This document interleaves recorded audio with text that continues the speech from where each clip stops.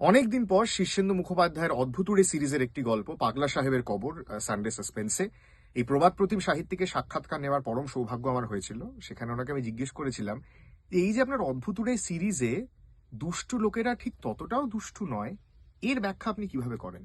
এই শিশুদের মনের কথা ভাবার চেয়ে বড় কথা বলি যেটা আমি আমার নিজের মনের কথা ভাবি। আমার আচ্ছা। ভেতর তার শিশু বাস করে। হুম। আমি দেখেছি একটা মাঙ্গল্যের চিন্তা, অর্থাৎ সোজা কথা বলি,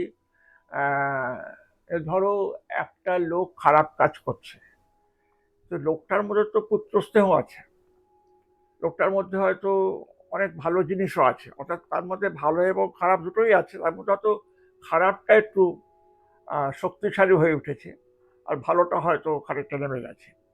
এখন এটাকে আমি একটা মানুষকে পুরোপুরি ভিলেন দেখানো বা পুরোপুরি তাকে একটা মানে একেবারে দুচ্ছাই করে ফাঁসি দিয়ে দেওয়ার মতো আমি করি না বাচ্চাদের, বিশেষ করে বাচ্চাদের দেখে। তার কারণ হচ্ছে যে আম, ওই মানুষের মধ্যে যদি একটু ভালো কিছু থাকে, সেটাকে জাগ্রত করে তোলা, সেটাকে জাগ্রত করে তুললে তার খারাপটুকু হয়তো চলে যাবে।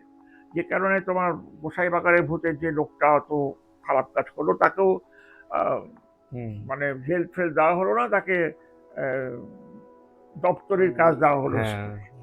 তো এইগুলো আমি করেছি একটাই কারণে যে বাচ্চাদের মনে যেন এরকম একটা মানে নেগেটিভ চরিত্র সম্পর্কে একটা বিরূপ ধারণা যেন তৈরি না হয়, তার যেন মনে হয় এটা যে সব মানুষের মধ্যে ভালো কিছু আছে।